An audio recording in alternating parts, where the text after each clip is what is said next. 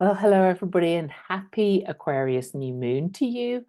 I wanted to do you a video today uh, to talk about Mars' journey through the sign of Aquarius because it's worth taking a little bit of a deeper dive into that period.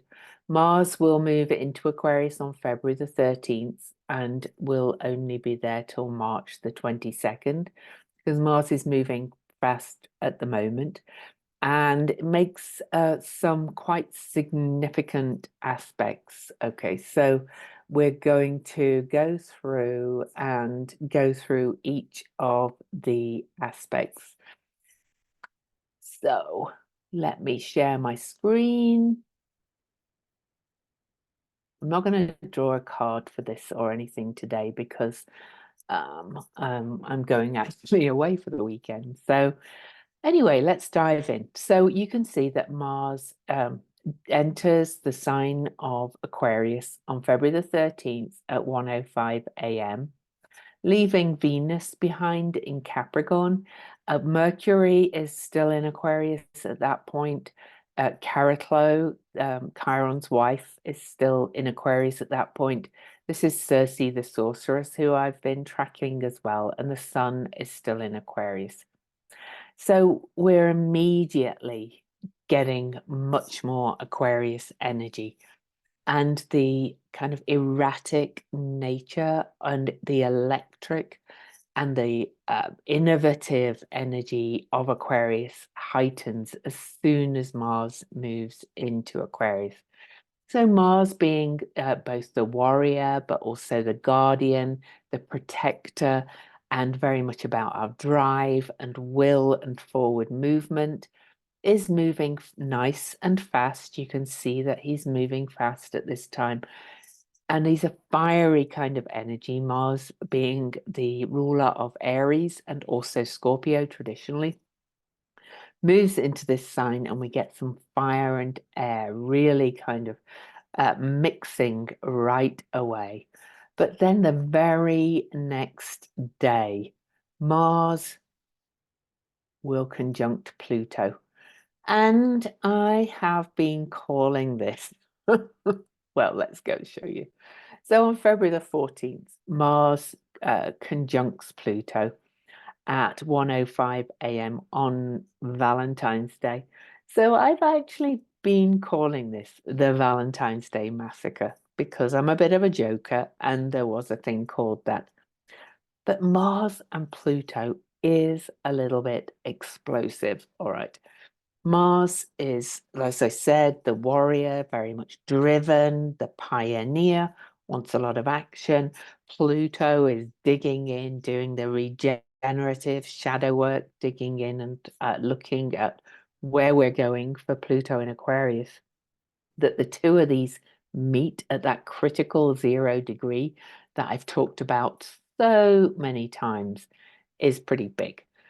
If you celebrate Valentine's Day or if you're in a relationship, I wonder if you have any planets or placements around that 0 degrees.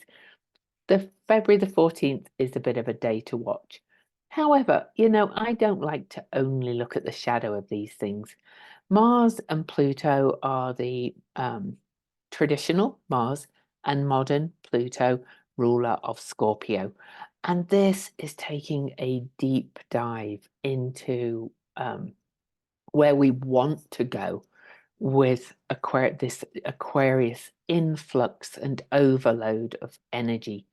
Aquarius is a very future-oriented sign, and at nature and its heart is the kind of sign that wants the best for humanity. But of course, different opinions on what that is can differ. So this Mars-Pluto conjunction at 0 degrees is going to take a deep dive into that.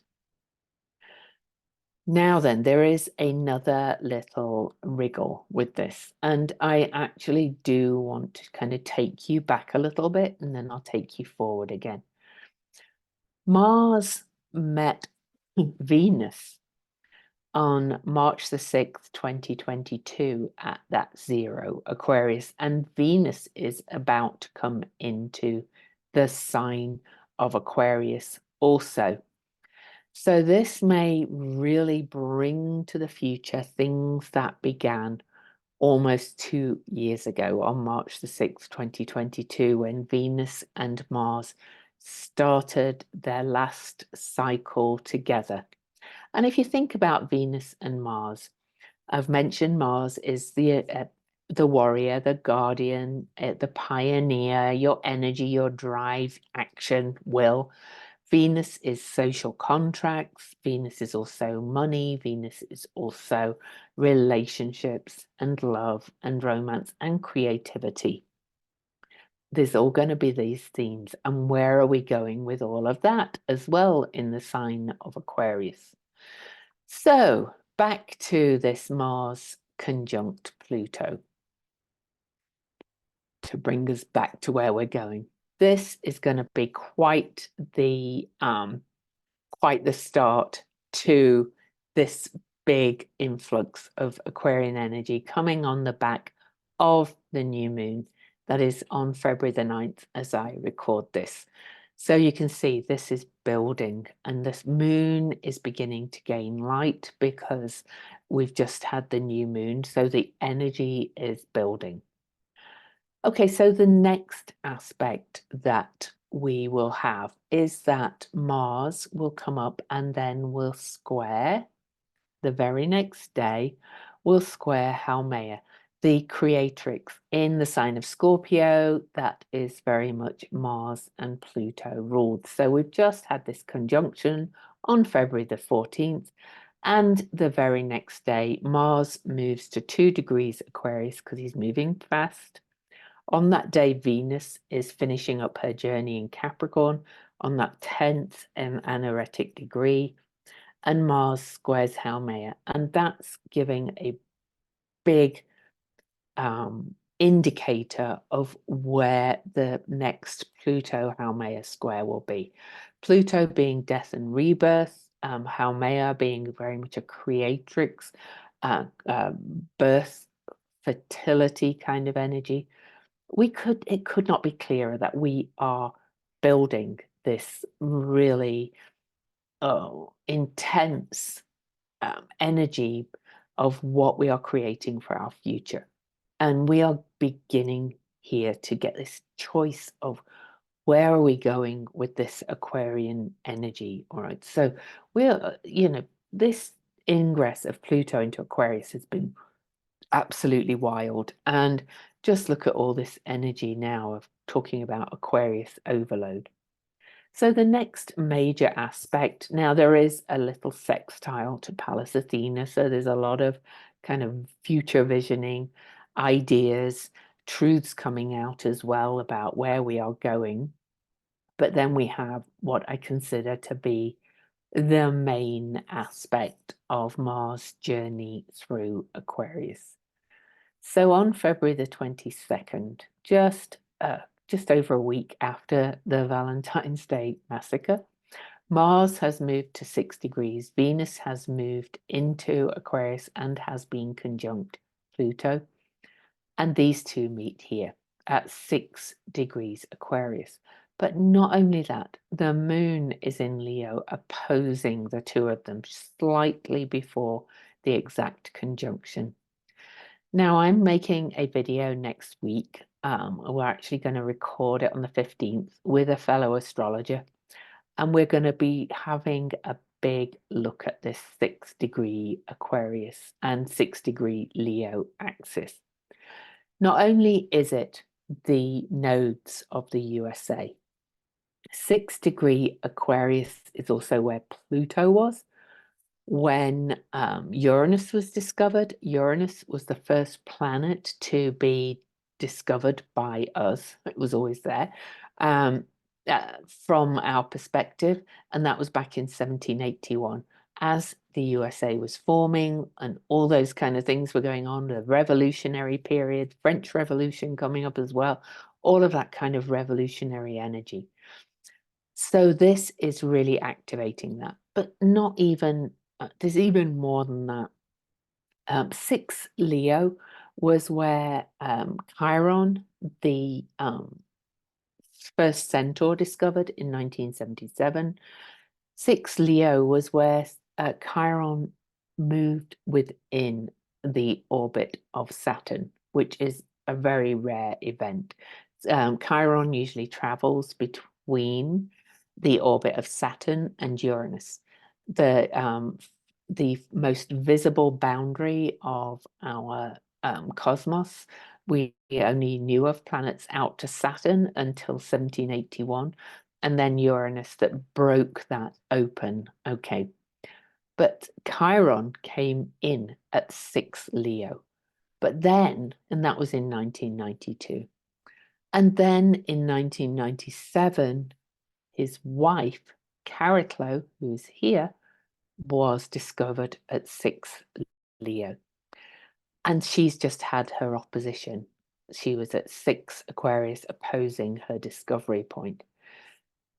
Not only this, in February 2027, Pluto will go back to 6 Aquarius and be at the point where Pluto was on the discovery of Uranus. And Uranus is the modern ruler of Aquarius. This is kind of breaking open this Aquarian paradigm, let's call it, whether you want to call it the age of Aquarius or not, I do not care. But this is absolutely massive to my mind, that this next Venus-Mars cycle begins on February the 22nd at 6 Aquarius is just huge. So I actually want to read you the Chandra symbol for that 6 degree Aquarius, and I'll probably be looking at these symbols over and over again over time, but we always go up, if you remember. So we go up to 7 Aquarius, and let me tell you what that one is. So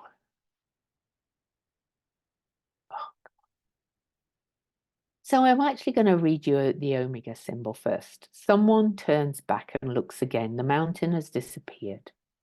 He says this is interactive and sensitive. This is John Sandbach. He said this whole degree is about dialing God and expansive intelligence fruition. Of the degree, he says, what has seemed so difficult and insurmountable can suddenly vanish. It depends on whether we need it or not. And then when we decide we don't, we become free of it. Even the most deeply entrenched beliefs and ways of being are capable of being changed. When we are truly ready to let go of them, it all depends on focus and belief. Now, the Chandra symbol for this degree is a woman burning a book on black magic. Here is an attempt to protect others from negativity by attempting to deny or ignore it. This degree has strong attitudes concerning what is right and wrong. One of the best results of this is that it provokes others to consider more deeply such moral questions. In the end, though, we must come to the realization that even negativity can be a tool for evolution. I'm going to leave that one with you, but I do want to say, while we're on this Venus-Mars cycle, that the last Venus-Mars cycles, we did look at the one at 0 Aquarius that was on March the 6th, 2022, but let's go a bit further back. On July the 13th, 2021, Venus was conjunct Mars at 19 Leo, which was conjunct the start of the current Venus star point that we're under. So Venus is really kind of helping us to bring in this new energy. Then on February the 16th, 2022, Venus was conjunct Mars at 1653 Capricorn, which, we were in the Pluto in Capricorn depths at that point. Then, as I mentioned, we had the March 6th, 2022, Venus conjunct Mars at 0 Aquarius. And then on January the 7th, 2026, before Pluto gets to that Aquarius mark in 2027, we'll have the next one. We don't have the next conjunction till January the 7th, 2026 at 18 degrees 9 minutes of Capricorn.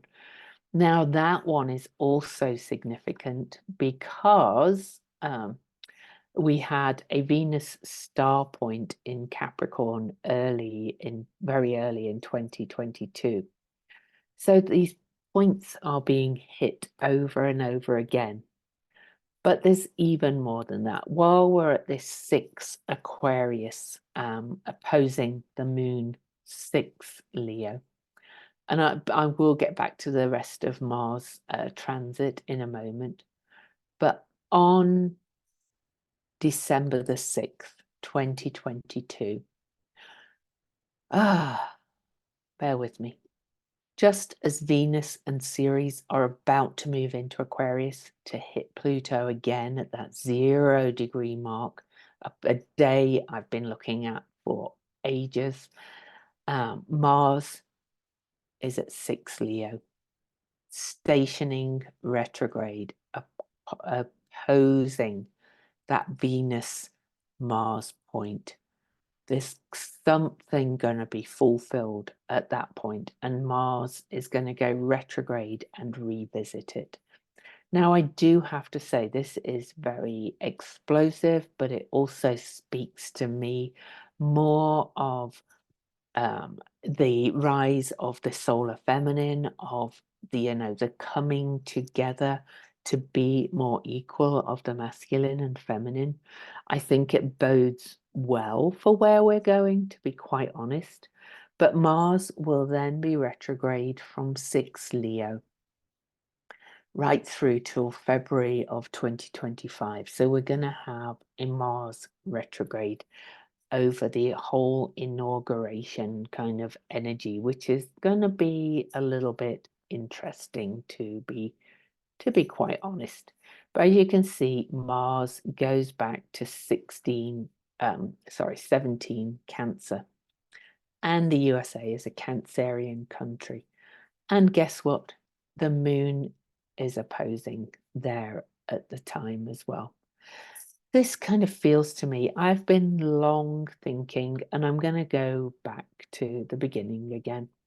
I've been long thinking that where we're going is probably at the very least going to be constitutional amendments, rewriting of constitutions in the USA, because this is hitting the USA primarily, but also changing of borders.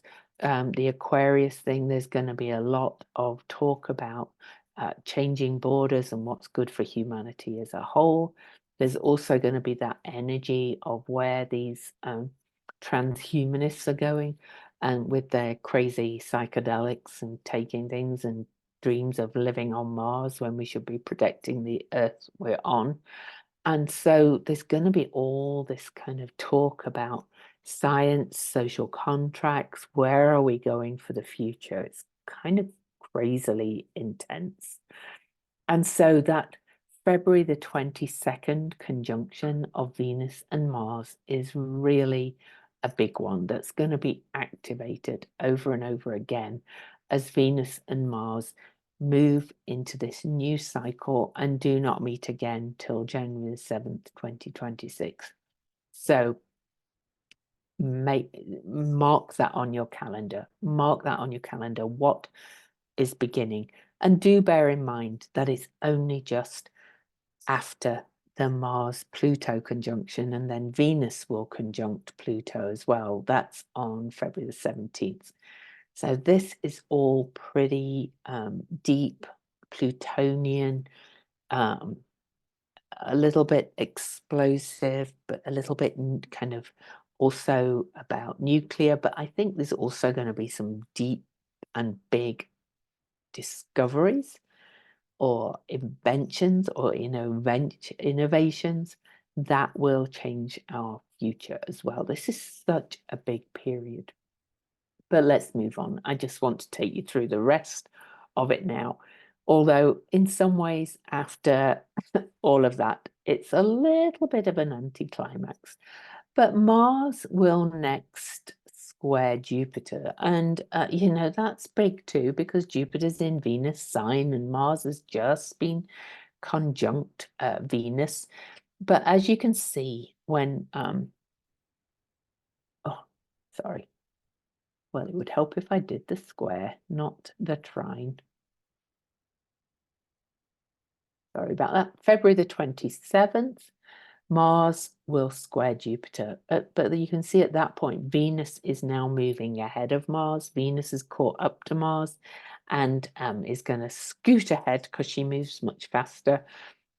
She's going to lead into the future. But then Mars is going to square off to Jupiter, and Jupiter is in Venus-ruled Taurus. We have a real opportunity for some clean energy discoveries, announcements, investments, and all new other ways to help us really get grounded in our values and create something very new that's more rooted and so on. I'm very hopeful for some of this. But Mars square Jupiter is a big one. But there may be some tension coming in with that as well, of course. Then on March the 3rd, Mars is going to conjunct Chiron's wife. And you can see that at this point, the Sun and Mercury have well left Aquarius. Things are starting to become a little bit less there, but Mars is conjunct Chariklo. And if you remember, Chariklo was discovered at that 6th degree of Leo. So there's something again coming forward. Chariklo is the space holder. She's the midwife. She's the cosmic doula. There's something to my mind coming in from that discovery point of Chariklo, which was on February the 14th or 15th, depending where you live, 1997. That's really starting to come in now. So that's the conjunction with Chariklo. Then on the next day, I'm actually not going to move the chart along, but Mars will aspect the lunar nodes as we head into eclipse season, with the first eclipse being towards the 3rd week in March. And so Mars is saying, but Mars rules this north node. Take a stand for yourself. Where are we moving towards? Are you standing tall and saying, okay, no, I know what I want now, and I'm really kind of going to go after it, and I'm going to stand strong. I'm not going to be aggressive. I'm not going to be assertive. I'm going to think outside the box, and I'm going to find a different way of saying, no, this is what I want, and saying it very clearly. Then March the 6th, Mars will next sextile Chiron, because Chiron and the North Node have just had a conjunction, opening up this healing of what I'm going to call the divine masculine. You know, Mars has been is being asked to do things very differently. And there's so many other reasons I could say that, but we are being asked to look at how we've been in constant war and battling and fighting and separate and saying me first in a very unhealthy way. Now it's time to put me first, as in self-care and putting the oxygen mask on, and then moving into Aquarius and helping others. Then on March the 9th, oof, wow. And I find it very appropriate that I'm recording this on the day, February the 9th, the day of the Aquarius new moon. That's at 20 degrees Aquarius, because Mars is almost at that 20-degree mark, just as these two are moving out of Aquarius. But Mars squares off to Uranus, and the new moon today is in the sign of Aquarius. At this point, we're in the dark of the moon again, because we're about to have a Pisces new moon. But it really feels like there's some radical breakthroughs coming between now, the Aquarius new moon, and the Pisces new moon. Just quite astounding. Okay, it's then on the 15th, I'm not going to move the chart for every single thing. Mars will sextile truth teller Eris. This is going to shake and rattle and roll this journey of Mars through Aquarius and Venus, but I'll probably do a separate one for that, for all the aspects. Mars on March the 17th. Let me actually get to that one. Will oppose one of my favorite and can't do without asteroids, and that's Hecate. So Mars will have moved to 25 degrees Aquarius and oppose Hecate. And this is treading the ground where Venus was retrograde in the summer of 2023 and revisiting some of that. Hecate is the way shower. She's the lady of the lamp. She's the triple moon goddess. Hecate is saying, we are right. The solar feminine is rising and we have to acknowledge it. And that's the yin energy in so many ways. This is not doing away with the divine masculine energy, for a want of a better expression, but it is saying we have to kind of come into balance and let women shine too, or the feminine in all ways. And that means looking after the earth as well, working in the earth, not controlling and dominating. Remember, Mars is learning to do things differently. Then on March the 18th, Mars will come up and trine another asteroid that I love to use, the asteroid of the hearth, the sacred hearth. So March the 18th, the very next day, Mars will trine Vesta in Gemini. And that's a lot of idea energy as well about how we can restore this balance and the promise of all the things that began way back when, particularly in the USA, because of that conjunction on the South Node of Aquarius. And of course, we're in the election year as well. And then Mars will finish the journey with a trine to the slowest moving object that we know about already. I've actually read now that it could be as much as 12,000 year orbit. Sedna's still really being discovered, but either way, she was last here at the start of the Neolithic revolution. So we are in this big paradigm shift in so many ways. And on this day, Mars is oh,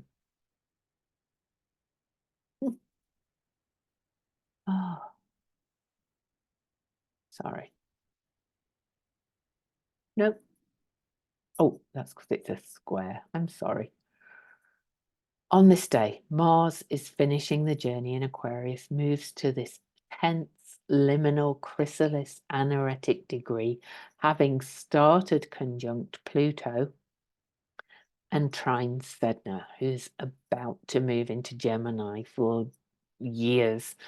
And this is kind of saying it's do or die, it's change or die. And what's come up during the journey through Aquarius, by the time Mars leaves Aquarius, just hours after that, you can see that Venus is already well moved on. Circe, even the sorceress, the sun, of course, has moved on. Mercury's moved fast. Everything else has left Aquarius. The only thing left is Chariclo, who is really holding space for us. You know, she's saying, you got this. We can heal if we want to. We've still got Pluto at the beginning, now Mars at the very end of the sign. And this is saying it's kind of do or die. And are you going to pay attention to what's come up? Are you going to pay attention to this new Venus-Mars cycle? Are you going to pay attention to this explosive Mars-Pluto conjunction? And what are your real hopes and wishes for the future? Are we going to kind of create something amazing? Or, you know, are we not? Are we going to ignore all the signs? Now, the degrees are stunning. I think Mars journey and Venus's, but we'll look at that separately, through the sign of Aquarius are going to really give us an indication of where we are going. That 0 degree of Pluto, of Aquarius, where Pluto has been aspected over and over. Will be aspected again in December, as I said, when Mars comes back and turns retrograde at 6 Leo, aspecting or opposing that 6-degree Aquarius conjunction.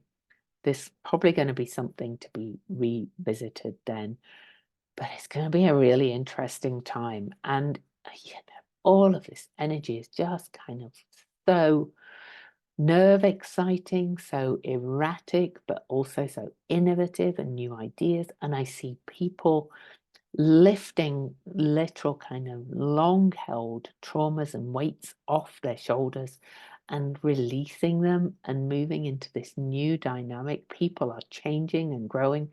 I hope you feel it too. I do. It's been quite amazing. I think I shared with many of you that I had this surgery on the very last day of Pluto in Capricorn this time.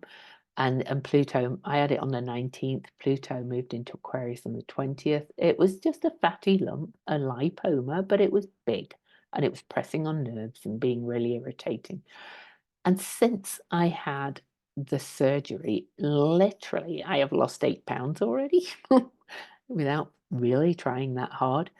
I feel lighter. I feel like burdens that have weighed me down for so long are lifting, and that we can do things differently and create the future. So I hope that you are starting to feel this too. But do be mindful that Mars conjunct Pluto can be a little bit explosive. It can be a little bit like crazy making. I'm actually going back to share the chart a minute, and we'll go back to that conjunction just to look at the whole chart, because it's very big and so important on next week. I'll look at it in my weekly video as well. But Mercury, luckily, has moved to conjunct that beautiful doula on that day. So we are able to start writing a new story in so many ways. And then if I just go to that other big conjunction again there, you'll see that Mercury is finishing up that journey. And Mercury is ready to say, okay, we can move into Pisces, join the sun, and really start to connect with each other and the collective unconscious. But this is all very much very quantum. There is going to be that push-pull between, well, wanting to colonize Mars and wanting to save the planet. But I have a kind of feeling that wanting to save the planet is going to win out. Or maybe I'm a dreamer, but we'll see. All right, loves, I will see you next time. Bye.